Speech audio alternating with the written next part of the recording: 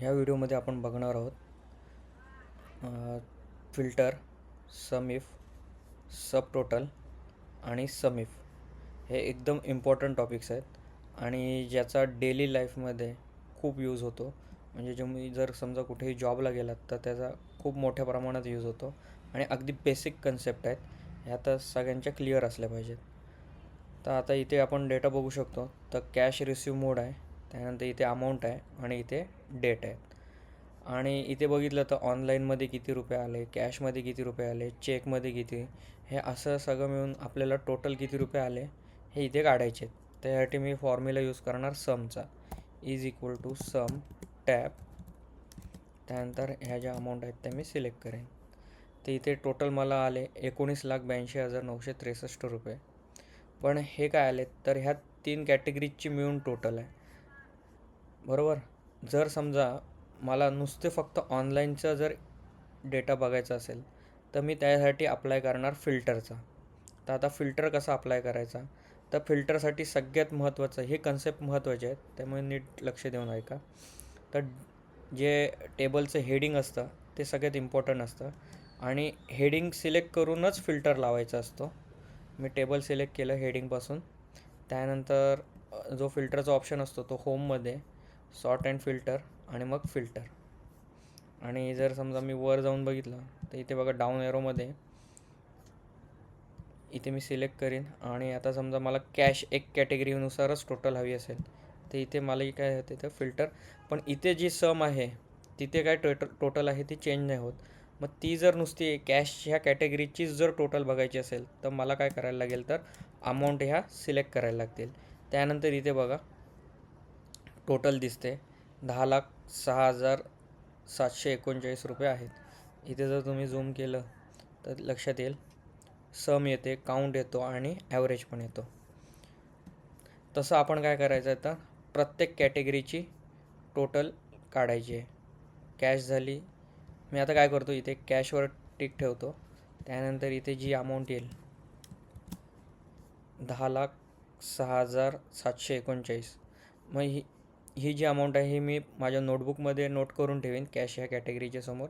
त्यानंतर परत मी दुसरी कॅटेगरी कशी सिलेक्ट करणार तर परत फिल्टरवरती क्लिक करीन, कॅशची टिक घालवीन आणि त्यानंतर चेकवर ठेवीन आणि बाजूला क्लिक करेन. त्यानंतर परत सिलेक्ट करेन जरी सिलेक्टेड असेल तर, कारण का माझी प्रॅक्टिस व्हायला पाहिजे. त्यानंतर इथे परत आपल्याला जी सम आले ती इथे दिसेल. त्यानंतर परत फिल्टर घालवीन आणि जी लास्टची जी कॅटेगरी आहे आता सध्याची ऑनलाईनची त्याला मी सिलेक्ट करेन आणि मग परत अमाऊंटपासून टॉपच्या अमाऊंटपासून शेवटच्या अमाऊंटपर्यंत सिलेक्ट करेन आणि इथली जी सम आहे ती परत नोट करून घेईन. तर अशा प्रकारे आपल्याला काय करायचं आहे तर फिल्टर लावून आपल्याला टोटल फाइंड आउट करायचे. त्यानंतर इथे दिसतोय तो सब टोटल. सब टोटल काय करतो हा फरक आपण इथे मी पहिला फॉर्म्युला लावतो, मग नंतर आपण त्याच्यातला डिफरन्स बघूया सम आणि सब टोटलमधला. इथे झूम करतो थोडं, त्यानंतर इथे बघूया आपण sub total is equal to sub total down arrow, बरोबर सब टोटलच घ्यायची. त्यानंतर टॅब आणि इथे बघूया आपण समसाठी येते 9, 9, त्यानंतर कॉमा, रेफरन्स 1 म्हणजे मी काय घेणार तर अमाऊंट कॉलम घेणार आणि एंटर. इथे सब टोटल लागलेला आहे पण काही कॉलम ॲडजस्टमेंटमुळे तो शो होत नाही आहे. तर इथे दिसतंय बघा. आता बरीच जणं म्हणतील की वरची टोटल आणि खालची टोटल ही सेम आहे, पण हा सब टोटल कधी वर्क करतो ज्यावेळेला तुम्ही फिल्टर लावून एखादी कॅटेगरी बघाल त्यावेळेला इथे टोटल चेंज होते. ते आता आपण बघूया, चेक करूया रिअलमध्ये होते की नाही ते पण. इथे मी फिल्टरमध्ये डाऊन एरोमध्ये जातो आणि एक कॅश ही कॅटेगरी मी सिलेक्ट करतो आणि बाजूला क्लिक करतो. तर इथे जी टोटल दिसते सममध्ये ती पूर्ण 19,82,963 ही तिन्ही कॅटेगरीची मिळून आहे. पण सब टोटल आहे ही फक्त जी कॅश आहे म्हणजे जे फिल्टरमध्ये जे आपण सिलेक्ट करू त्या कॅटेगरीची आहे. इथे वाटल्यास क्रॉस चेक पण होईल आपला.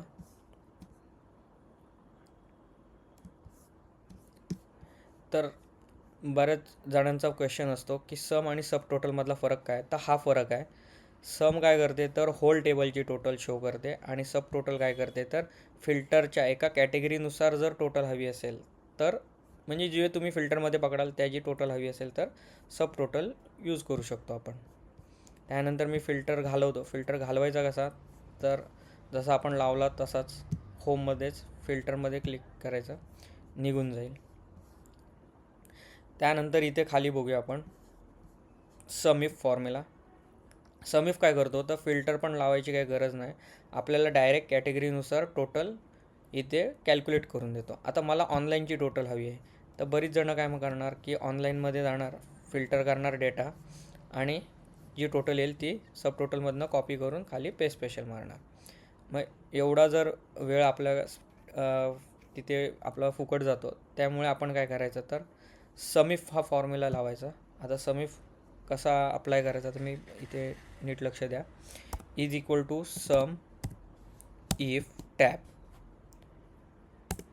त्यानंतर फॉर्म्युला जो सिंटॅक्स दाखवतो त्याप्रमाणेच जायचं.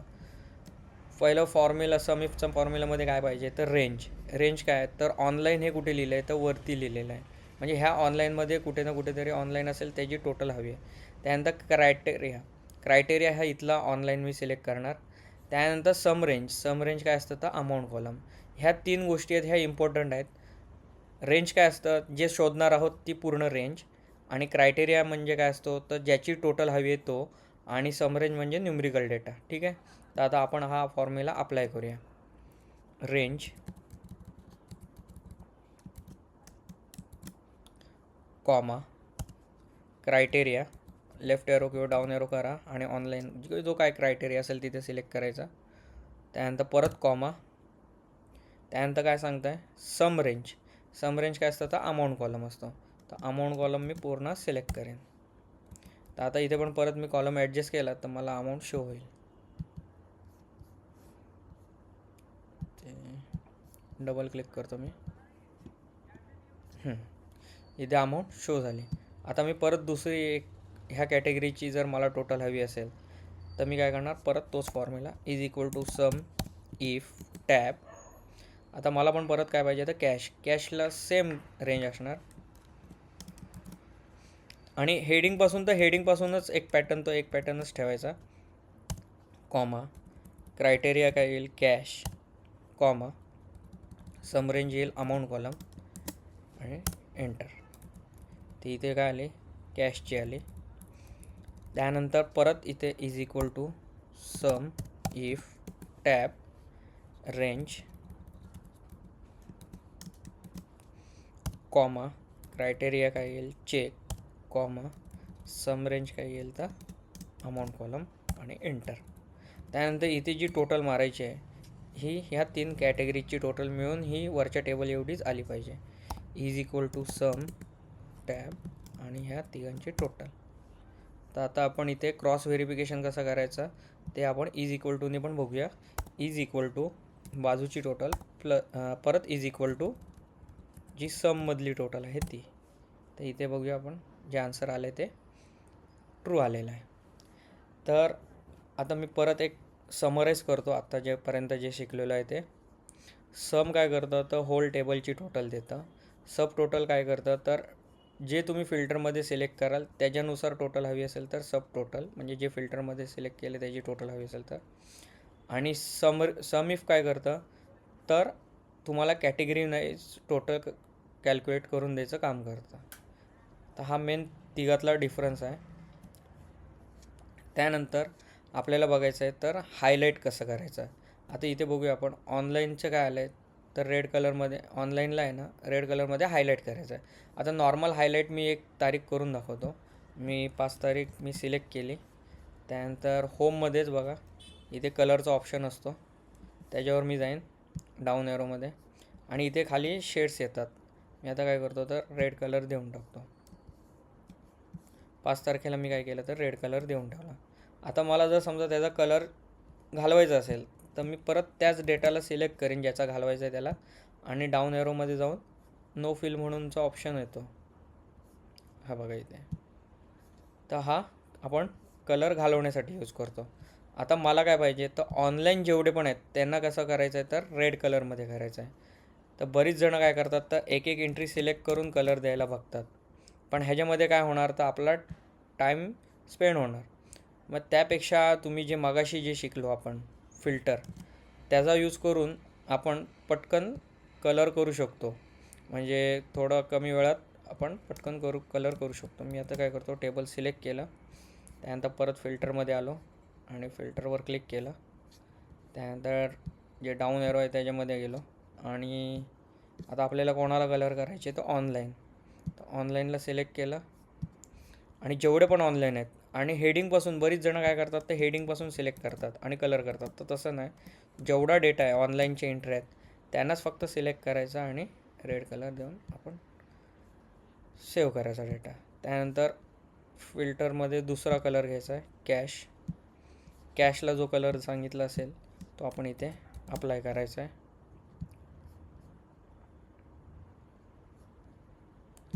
30 शेड द्यायचा प्रयत्न करतो मी इथे. तुम्ही तुमच्या पद्धतीने पण देऊ शकता. ठीक आहे. त्यानंतर मी दुसरा कलर अजून घेतो चेकसाठीचा.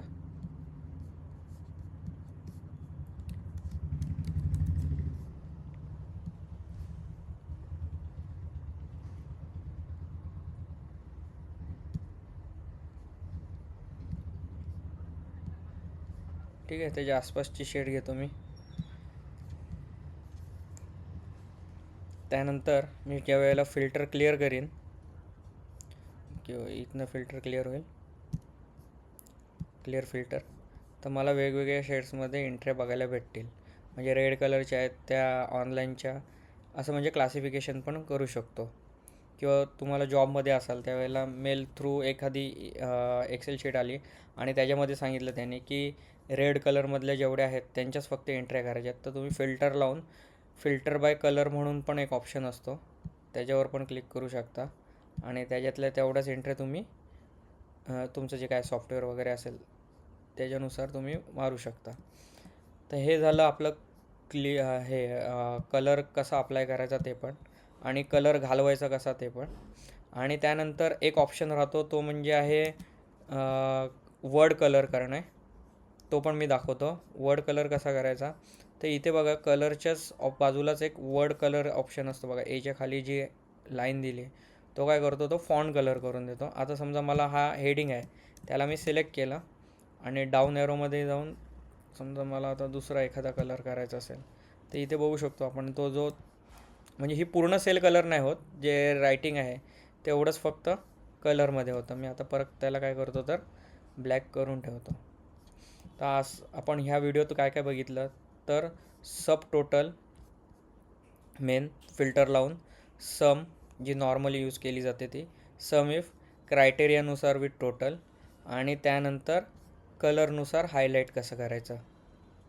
तर ह्याची प्रॅक्टिस करत जा. हे खूप इम्पॉर्टंट टॉपिक्स आहेत. फिल्टर तर ऑलमोस्ट सगळ्या जॉबमध्ये यूज केला जातो. तुम्ही जर समजा बाय चान्स एअरपोर्टला वगैरे लागलात आणि जर एखादा डेटा असेल